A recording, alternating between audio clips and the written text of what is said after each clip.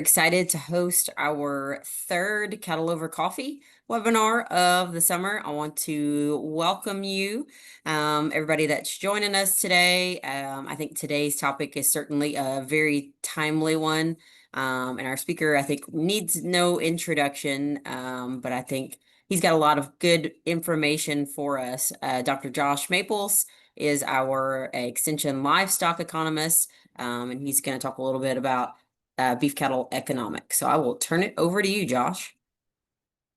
Thanks, Brandy. Thanks, Libby. Thanks, everybody, for hopping on this morning. Appreciate this series a lot. I think it's really a cool thing. So I'm going to dig in a little bit when we talk economics. I'm going to obviously talk about some of the things that are driving the really strong prices we're seeing right now. So that's a big goal of mine is what's driving these record high prices that we're seeing, and also just talk about how long they're going to last. So we're going to kind of dig into some of those details as we go through this morning. I kind of teased this slide already as I was just testing it out, but a big theme of meetings right now, Libby, Brandy, anybody, I'm sure if y'all are doing meetings is around Mississippi is trouble with hay season. And so this is, as Libby called out, AI generated here on what it's like trying to get hay out of the field in a lot of cases this year. But I want to kind of connect that with the obviously big challenges there. I've got some concerns about what that means for our winter as we're trying to make it through winter. We can talk about that as we get further along, but I really kind of want to connect that with what's going on in terms of herd expansion. And so we look at what the drought monitor is, no surprise that we don't have drought anywhere near us, at least not by any measurable metric. I'm sure there's some dry spots. There's always dry spots, but by and large, we're not just in Mississippi, but look around the entire southern half of the United States. This is where a lot of beef cows are, and you can see we're in July and we've gotten a lot of rain, a lot of moisture, a lot of grass. If you flip that over to what that looks like in terms of pasture and range conditions, so this chart represents what percentage of the pasture in the entire United States is either poor or very poor. So you see this number, this chart shoot way up, then we've typically got some bad drought problems that leads producers to have to take some cattle off of those pastures and reduce their herds. This is national level. You can see we're right about average national level. Look, about 25% of the pasture is poor or very poor. But if you look at where that is, it's going back to our drought monitor. Most of that's going to be out west. That's where they're having the water problems. If we look in the southern plains, so think Oklahoma, Texas, big cattle areas, obviously, down closer to 10 or 12% poor or very poor. This is really strong for that area this time of the year. And then if we get all the way down to the southeast region that really hits home, much different than we were a year ago. You know, a year ago, we were talking about 30% of our pasture in the southeast being poor or very poor, primarily because of some dry spots in the southeast. Now we're down to like 5%. So I'm telling, main reason I'm kind of prefacing our discussion on cattle markets right now with what's going on with pasture conditions is we're going to spend a good chunk of the next however much time we talk today talking about, is the herd going to expand? And the primary question or the primary driver of whether we're going to see some expansion in beef cow numbers is there going to be pasture and grass available? Prices can be record high like they are now, but if people in cattle country are going through severe drought, they just absolutely can't try to expand. We've seen that here in Mississippi. We've gone through some really tough drought periods, even when cattle were profitable, but we're not able to hold back heifers, and we have to cull deeper just because of our pasture condition. So right now, other than the concern about getting the hay out of the field and having enough hay, quality hay to get us through the wintertime, which I think is a discussion we're going to have throughout this year, broadly, pasture conditions very strong. Plenty of grass out there. It's just, can we get the grass in the spots that we need it?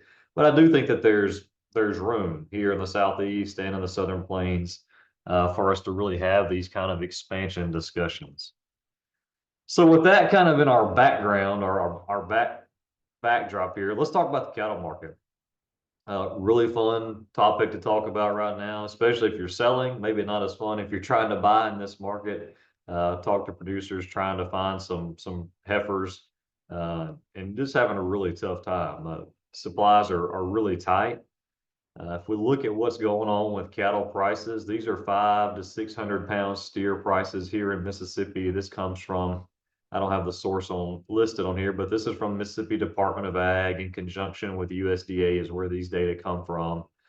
Think about this as being the statewide average of cattle that actually get sold in stockyards in Mississippi. So this doesn't represent cattle that get sold outside of Mississippi. We've got plenty of cattle that produced here or sell elsewhere. This doesn't capture any cattle that get sold at buying stations or private sales. This is just stockyard auction, reported auction cattle. Really, really strong prices. It's been that way throughout 2025. We're getting up to the point we typically see some seasonal pressure on these markets as we get into late August, September. September and October are typically our lowest monthly averages. That's whenever we're usually selling the most calves here in Mississippi. So, probably should expect some seasonal pressure here over the next couple of months, but I certainly don't anticipate it being big drops. I mean, we're officially double, where we were before we started this latest run up in prices. You can see 2023, really strong run up throughout the year. 2024, kind of flat, but certainly higher at the end of the year than we were at the start. And then 2025, we've just continued to push to new limits. So really, really strong prices driven by our supply situation. So, one thing I hope that you take away from this is the prices we're seeing today are a result of 6 years of tighter beef cow numbers. The prices we saw in 2014, 2015, for those of you that tracking the cattle market or in the cattle market 10 years ago, it was a really similar story. So this chart shows the percent change in beef cow inventory per year. So the annual change, the red bars at the bottom represent percentages declines. The blue bars on top represent years that we had increases. So you can see the last 6 years, we have seen some pretty big declines in beef cow numbers at the national level. We had 3 years there with more than nearly 3% declines in beef cow numbers, which is a lot. Last year, not quite as much. This year, probably going to be about flat in terms of beef cow inventory. That's my mid-year projection anyway. But this is what's driving the prices that we're seeing. Fewer cows out there to have calves, so therefore we've got fewer calves. And we've had fewer calves every year for the past 5 years. So this is not a new thing. It's just getting tighter and tighter and tighter, and those calves are hard to come by. So we're seeing that. And the big question becomes, when do we start expanding again? So I'll go back one chart here for a second. You can see when we had the really strong prices in 2014, producers responded by, they didn't cull near as many cows. They held back a lot of heifers. They wanted those calves the next year to sell at these really strong prices that we're seeing. So that put us into a 5-year expansionary period of we had more cows each year before we entered this more recent contraction.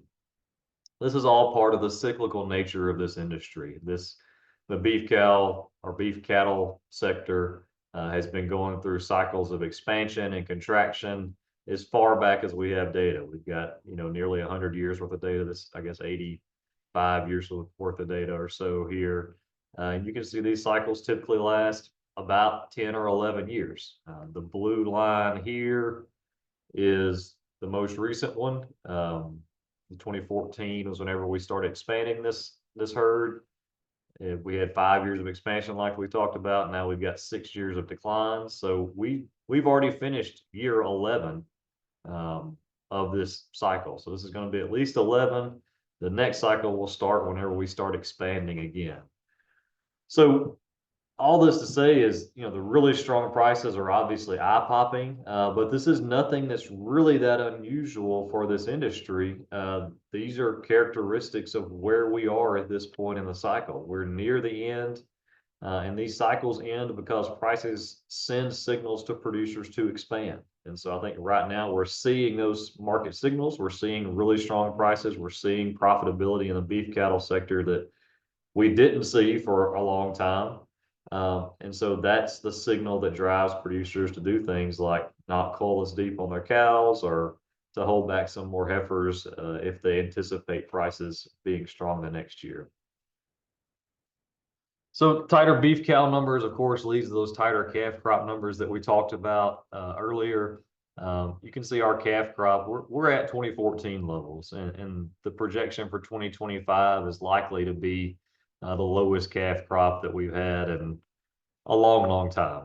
We're talking probably 50, 60 or more years, really tight supplies of calves hitting the ground because we've got those tighter beef cow numbers. We'll get our first good look at the 2025 calf crop whenever the July cattle inventory report comes out. That's a report that we didn't get last year. USDA's brought it back, so we'll get that mid-year look at cattle inventory, and it'll include a calf crop number, which will be really, really helpful. So we should get that in the next couple of weeks. I want to spend a little bit more time here than usual because I really want to highlight that I think this is what's different about our current setting than where we were sitting in 2014 and 2015. That's one of the most common questions that I get at meetings is, one, is this going to be just like 2015, 2014, 2015, where we saw prices shoot up and then they came right back down the next year and we bought all these cows for high prices or heifers for high prices, and then we never actually got to pay off on them. Well, first of all, the answer to that is no. We've already been in a more prolonged period of high prices this time around than we were in 2014 and 2015. I mean, at this point, we've effectively been going on 3 years of what I would consider high prices. So this is not the boomerang that we saw in 14 and 15. Now, does that mean prices are going to keep going up forever? Of course not. They're very likely not going to go up forever. I do think we're going to expand this herd. And whenever we do really start expanding this herd, we should expect some prices to decline. But I don't think it's going to be the sharp up and down like we saw in 2015, especially. And a big driver for the difference is what I'm showing you here in this chart. And so these data are 6 months old now. We'll get another estimate of this for when the July data comes out. I'm really looking forward to that. But I want you to notice 2014 and 2015 in this chart. So 2015 here, we held back about 6 million head of beef cow replacement heifers. So these are heifers that people are holding back, intending to get calves out of them the next year. Well, look at the previous, that's 2015. That's when expansion actually started, if you remember back from that earlier chart. But look at 2014, 2013, 2012, even 2011. 2011 was our low point for that cycle in terms of holding back heifers as replacements. We started holding back more each year. Increased roughly 500,000 head of heifers held back for replacement during this time when the herd was still contracting. So, that tells me that, we were culling cows more, which of course we were dealing with a pretty major drought then, which would lead to that.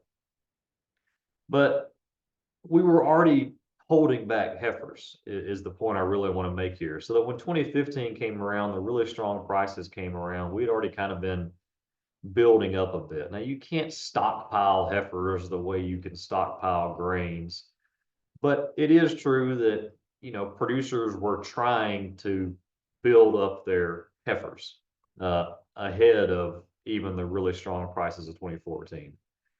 Now look at what's happened the last couple of years. We haven't started holding back. We haven't seen an increase in the number of heifers held back compared to the previous year since 2017. So we're running on 3, 6, 7, 9 years of smaller heifer replacement numbers.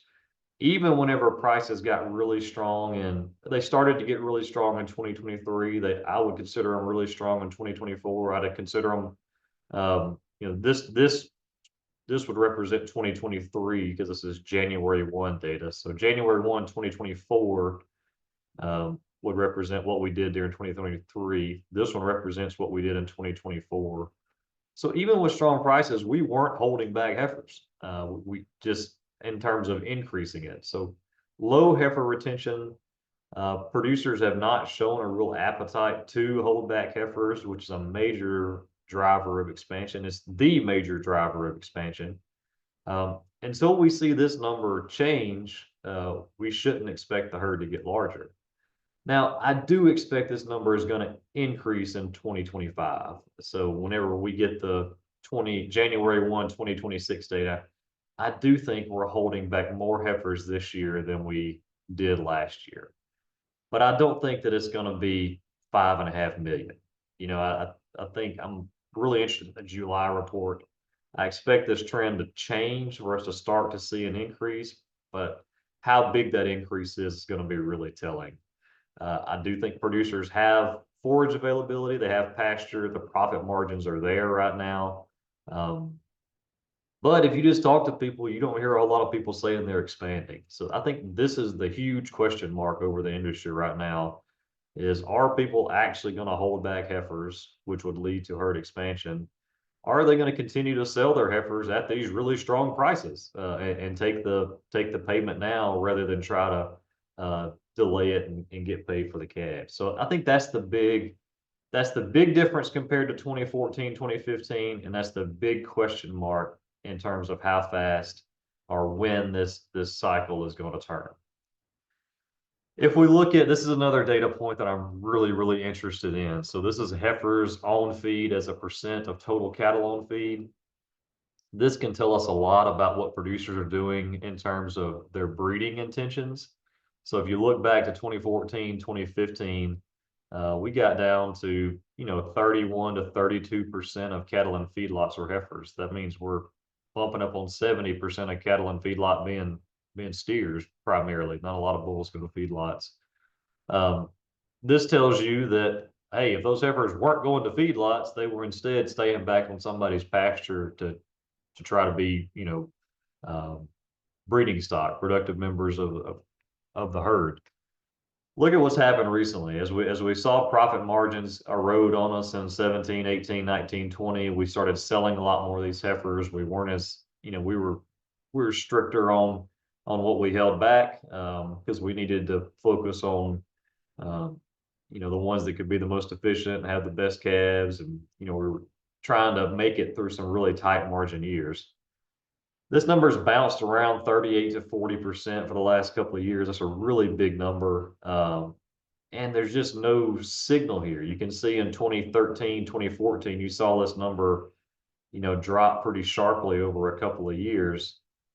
Was this most recent drop from 39% to just under 38%? Was that the start of what we saw, in 2014? Maybe, but that's just one data point so far. And you can see there's some seasonal fluctuations here. We'll get the next one of these this month. Yeah, I think it's the July report. And so I'm really paying attention to this. Is this number going to pop right back up like it's done the last couple of quarters? Or are we actually going to see this thing drop down to 36%? If we see this thing drop down to 36%, that's a signal to me that, all right, producers really aren't sending as many heifers to the feedlot as they have been, and we can start talking about what expansion looks like. But we're not there yet. I just don't see it in the data yet, and I certainly don't hear it from talking to producers in Mississippi and across the U.S. You just don't hear a lot of signs of expansion yet.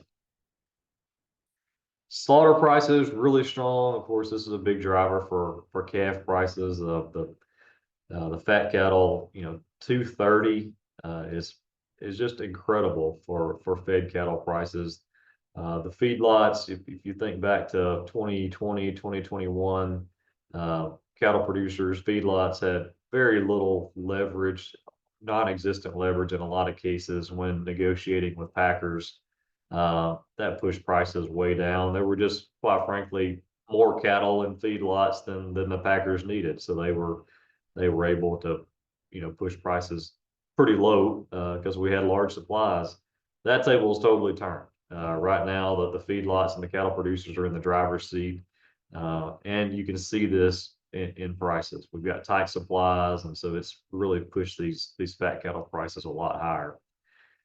You can also see it in the slaughter data. If you look at the slaughter data, you see the red bar there is the average weekly steer slaughter from that 5-year average from 2019 to 2023.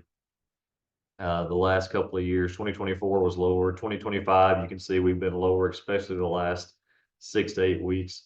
Really, those tight supplies that are working their way through their system are turning out to be tighter supplies of cattle getting slaughtered, as you would expect to work its way through. This has been the one thing that I don't want to say has saved beef production. Brandy would certainly jump in and tell me that just processing, getting more beef from fewer animals doesn't mean that all the beef is the same, and that's absolutely true. But if we just look at total pounds of beef, uh, these cattle have gotten huge. They're really, really big. If you look at steer dressed weights, 940, 950 pounds. We typically see a seasonal decline here, but we just haven't. I guess maybe a little bit of seasonal decline this year. But if you look at 2024, not really a seasonal decline in dress weights. 2025 still really strong. So really big cattle that are coming out of feedlots. I think on average around 1,500 pounds. On average, that means you got a lot of those that are bigger than that. This has boosted beef supplies in terms of total beef produced compared to kind of what was expected. Big driver, this is corn prices. I think I got a chart to show that in a minute, but 230 fed cattle prices compared to the corn prices that we have right now. I'm not saying that feed is cheap, but feed is relatively cheap compared to the value of gain you get from adding those extra pounds in the feedlot. All right, this is the point where I tell you that if I had to squint really hard and try to look for signs of expansion, this is it. So this is beef cow slaughter weekly, and blue line there is 2025 at the bottom. You can see our weekly beef cow slaughter it's been off from that 5-year average. It's been below 2024 levels throughout the year. I think there's obviously one big thing going on here is that we have fewer cows to pull from. But even once you account for there being fewer cows to pull from, our culling rate is lower. So we're not culling near as deeply, certainly as we did a couple of years ago when we were dealing with drought, but even compared to last year. So this could be a sign that producers are keeping those cows around a little longer. That's one piece of expansion. You don't cull your cows as deep, and you try to expand your heifers or retain more heifers. That's the way that this industry gets more calves. So we may be seeing some of that on the cow side, maybe not culling as deep. This will certainly be something to watch as we get into the fall and after producers wean their calves and start thinking about whether they want to keep that cow through the winter. And that's another piece where the winter forage and hay availability could really come into the equation. Not gonna spend a lot of time here, but just touching on corn prices mentioned earlier. Corn prices are pretty cheap compared to where they have been, and compared to those high cattle prices. So if we look at projections for this year, projecting a really strong corn crop again. Futures prices for corn are suggesting farm average, I think around 410, 420. So we should continue to enjoy some relatively lower feed prices and corn prices, of course, at least compared to the cattle prices that we're seeing. All right, so last couple points here, and then we'll jump off into some other stuff. But another artifact or another artifact's probably not the right word. Another kind of characteristic of where we are at this point in the cycle is really strong coal prices. So I just showed you those smaller coal cow slaughter data. Um, so we have seen if y'all have sold any coal cows lately or coal bulls lately or talked to any producers that have really, really incredible prices. We're absolutely at record levels on those.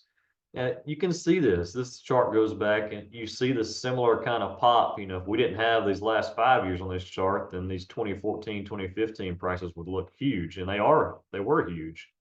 Um, but similar point in the cycle. We're at that point where if producers do start culling less, then that shrinks an already tight supply of cows even more. Ground beef demand has been incredible. That's where most of our cull cow beef is going to.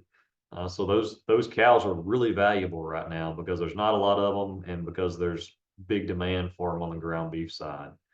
So we're kind of another signal of where we are, and this isn't going to change until the supply side changes.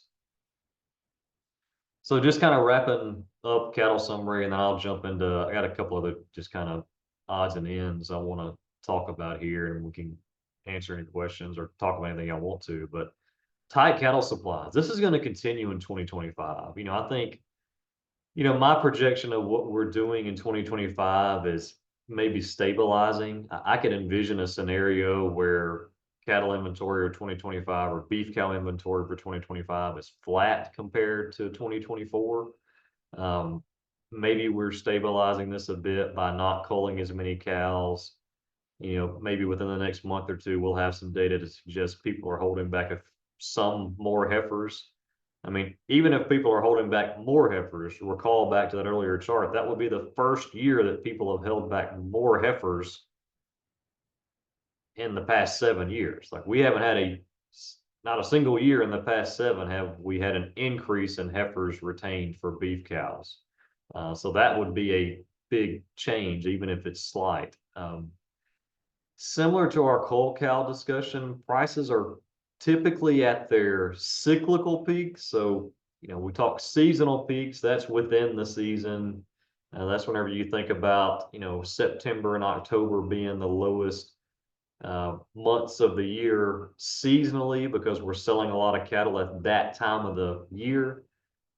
But cyclical peak is, when we're thinking about that 10, 11, 12-year cycle. And so prices are typically at their seasonal peak or their cyclical peak, excuse me, whenever we actually do start to hold back those heifers.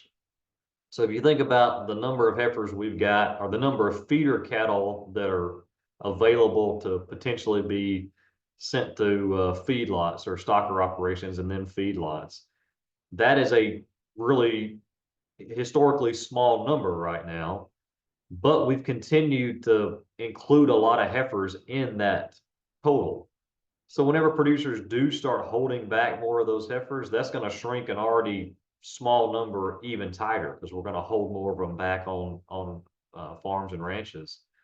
So that is typically when we see the tightest supplies of feeder cattle available for sale, and typically when we see the highest cyclical prices. And so that's kind of what we're looking for. That could be this fall. We could that could happen this fall that these are the tightest feeder cattle supplies that we're going to have in this cycle.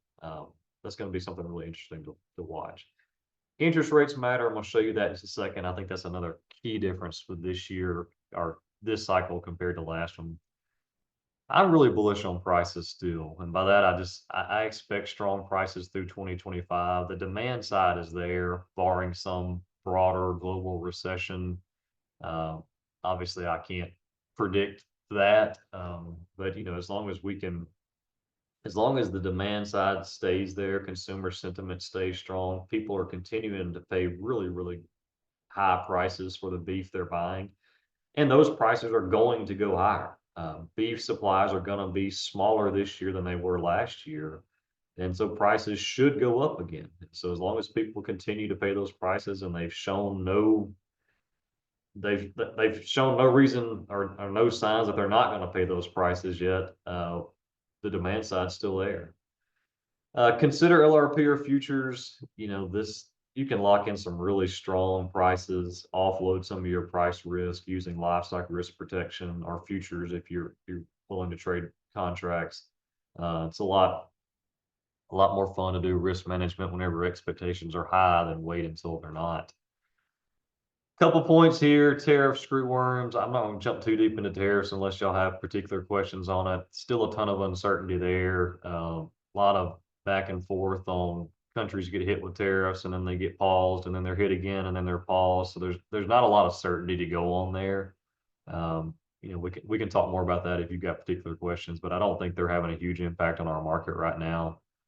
Screw worms, though, I do think are a big deal. I think I got a slide for that. Last couple of slides here, Brandy. Mentioned interest rates. The two things, if I had to separate the difference in 2024 and 2025 from 2014 and 2015, one is the heifers held back for beef cow replacements that we talked about earlier. And two is how expensive it is for somebody wanting to go buy cows or heifers to borrow the money. So if you look at 2014, 2015, this is the federal funds rate. This is not the interest rate that you get whenever you go down to your lender and try to get a loan to buy some cows. This is the rate.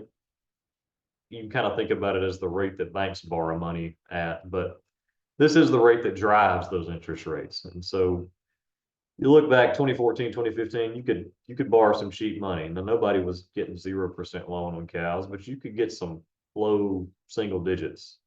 Now, if somebody tries to go borrow money to buy 10, 20 cows, one, that's going to be really expensive. And two, the interest that you're going to owe on that operating note's going to be closer to 10%.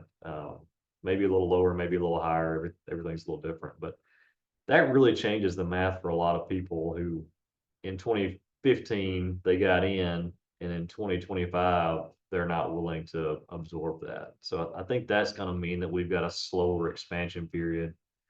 And I'm going to say that from that perspective, cattle are not unique from any other business. High interest rates, they put a lid on expansion for anything. You think about people buying houses, people buying cars, people wanting to take out a loan to expand the production of anything. High interest rates, they slow that down, and we're seeing that in cattle too. High interest rates are slowing down cattle expansion in a way that they weren't doing in 2014, 2015. Last one, then I'll stop and we can chat. New World screwworm, it's a big deal. And I won't get too deep into this. Brandy and Libby probably certainly know more about this on the actual animal impact side than I do. But just speaking from a market perspective, this has got a chance to really affect the way cattle production is done in the South. And so certainly hope that we can get this controlled, eradicated. News last week was a phased reopening. So, we haven't been letting in any live cattle from Mexico for the last couple of months. Phased reopening starting this week. They're going to start with the northernmost entry points and then work their way down through the southernmost entry points through September if everything goes well. But we bring in about 1.2 million head of feeder cattle from Mexico every year. Those feedlots in the southern parts, especially southern Texas and other places, they rely on those cattle, and so they're dealing with really tight supplies of domestic cattle. And now a source of some cattle from Mexico has been cut out or reduced because of this. And then the broader just perspective of if we end up having to deal with this in the U.S., I think it could really change the way a lot of producers kind of manage their operations. So this is the one I'm worried about in terms of market perspective. I think we're seeing a short-term kind of bump from this. Whenever you shut off imports of feeder cattle coming from Mexico, I think that did provide some support to prices in the South. But longer term, it's a much the longer term impacts could be bad, especially if we end up having to deal with this in the U.S.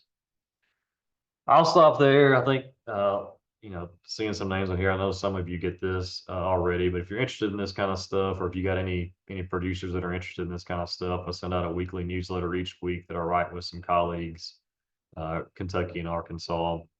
You can just shoot me an email. I'd be happy to add you to that list or any producers to that list. And then the last thing I just wanted to plug real quick was a series working on, I think there's 8 or 10 universities that are working on this. But a webinar series starting in September, kind of tongue in cheek, called Surviving High Prices. The goal of this is really agent based, or it's targeted toward extension agents, but anybody can join. We're going to spend an hour or 2 hours each week kind of working our way through some of these various topics like cattle imports, risk management. What do you do in a year when you actually make money? So for a lot of cattle producers, that's a question, right? It's a good problem to have, but it's still a big problem to deal with. So we're going to talk about how to work through some of those things. Brandy, I talked longer than I intended to, but I'm done now. No, that was perfect, Josh, I think. And that certainly sounds like a very interesting webinar because let's face it, a lot of cattle producers don't know what to do when they make money. So we have some time now for questions from the audience. So you can either go ahead and unmute yourself to ask your question, or if you would like to put your question in the chat, you can do that as well. For those of y'all that are on a computer, I just shared an evaluation. If y'all wouldn't mind, take a few minutes. It's just 10 questions. Just kind of click through those. Just take a few minutes and go through that. Any questions for Dr. Maples? Yes, I have one. What are some opinions about, as we talk to produce, this is Lemon Phelps, by the way, some opinions about, as you talk to producers about holding heifers. What are some of y'all's opinions about that? Should they hold them? With the hay situation now too, it's kind of a squirrely situation. I know that's not a professional word, but squirrely situation is with the hay situation, but at the same time, some of them want to hold heifers, but prices are so good that they want to sell too. What are some of y'all's opinions about that holding heifers, I guess? Hey, Lemon, thanks for the question. I'll take the first shot at it. The first, you kind of hinted at it, but the first thing is if you've got the forage availability to do it, I would never tell somebody to hold heifers just because prices are high. I would encourage them to, first of all, do you have the stocking rate or the capacity to add those heifers to your herd? Can you reasonably take them through the winter without having to throw a bunch of feed at them? I'm not saying you can't feed them, but you don't want them to solely rely uh, on that. So, just it's got to make sense for their operation. Now, if they've got plenty of pasture, they feel like they're going to have plenty of feedstuffs this winter, it pencils out. I mean, I'm in favor of, I think you can easily get to a point where you say, yes, it makes sense for me to hold these heifers, but you've got to start with your pasture and feedstuffs discussion.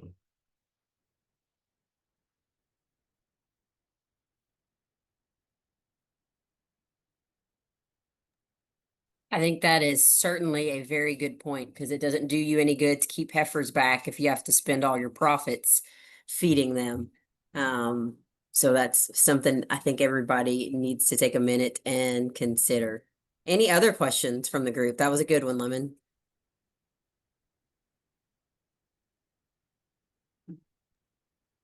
As far as cattle expansion goes, what are we advising producers? I mean, I know with these prices, everybody's looking at cattle like they're the golden goose.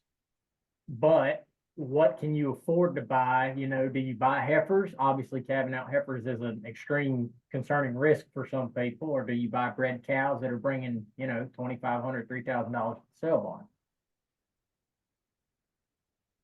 Yeah, Adam, that's a good question. And those heifers are hard to find. And Yeah, I think most of the expansion that we're gonna see is gonna be from people just holding back more of their own heifers. Now, for somebody who is just trying to get in, it's gonna be expensive, and um, that's not to say that it's not gonna pay, but I would be very cautious about what I buy. If I was just kind of starting out, I'd encourage them to shop around quite a bit. Now, whether they buy heifers or cows, there's not going to be an obvious answer. It's going to be which heifers and which cows can you find, and the prices of those, and how does that match up again with your forage availability and kind of your feeding plan. So I'm not saying it can't make sense for somebody new trying to get in. It absolutely can, um, especially if they're not borrowing the money to do it. Um, but I would just encourage that producer to kind of walk through what's your plan, when do you want to calve, are you borrowing this money, at what rate are you borrowing this money at? And then I think if you kind of answer those key questions, it'll lead you to the point of, one, should I buy cows? And two, should I buy some bred heifers or should I try to buy some cows? Hey, Josh, following up on that question, do you think this is a good time for maybe some producers or somebody wanting to get into the business to maybe think outside the box a little bit? We think traditional cow calf a lot, but I think there's some other options about maybe some opportunities to flip some cattle a little bit faster, buy some and sell some without having to hold on to them for a long period of time. Is that something you think producers should consider in this market? Yeah, and you can do that right now, Brandy, because of the risk management opportunities available to you.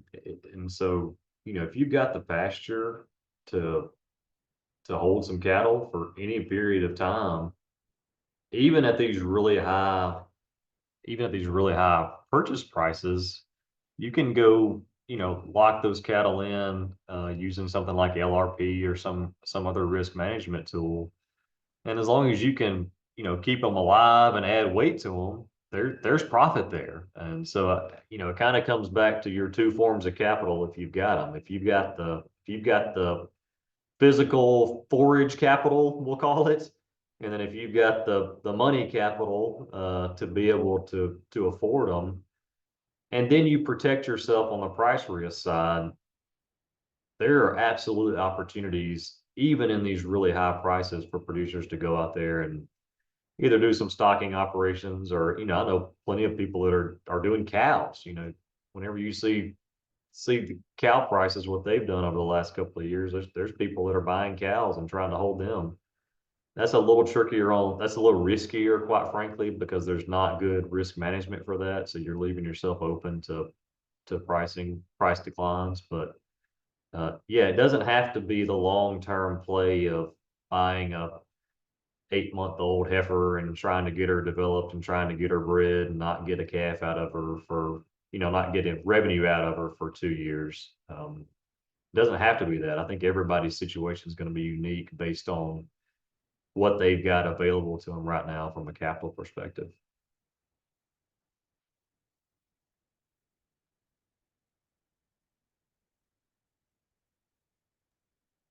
Thanks, Josh. Any other questions from the audience? Looks like everybody's still holding on, so.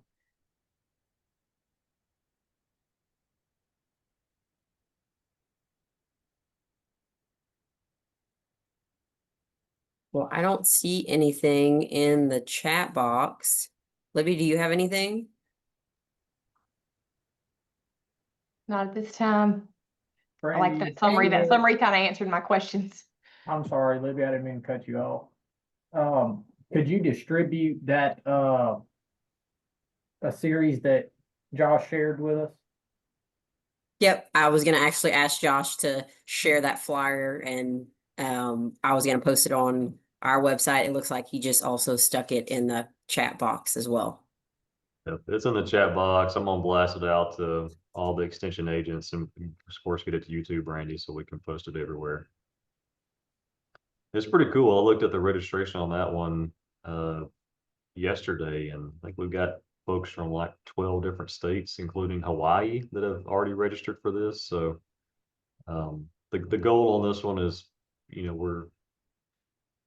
we want to give agents as much info as they can possibly get, because this thing is gonna turn, Brandy. I mean, it's fun to do meetings right now. You know, like these are the good years. But you know, we don't want producers feeling like they didn't see it coming whenever we do start expanding and we see prices drop. Now, again, I think it's going to be slower. It's not going to be the boomerang we saw in 15. We've already proven that, but it's still, you know, don't want producers to think it's just going to be higher forever. So is that one registration for all of those webinars? I think it is, Brandy. I'm not sure Okay. how at Florida is doing it. Yeah, I think if you register here, you're going to get links to all of them, and then you can just kind of pick and choose which ones you go to. Okay. Good deal. Good to know. If you're watching this after the fact, you can visit either our Beef Cattle Extension website, or I'm sure it will be in Dr. Maple's newsletter, a link to register for these webinars that he just shared. So it's certainly going to be some more good information. So I want to thank everybody for tuning in. I've got 11:50, so finished our coffee just in time for lunch, right? Perfect timing. All right. Thanks, Josh. We always appreciate your talks. Thanks, Brandy. Thanks, Libby. Thanks, Thanks, everybody. Josh. Appreciate All right, y'all. thank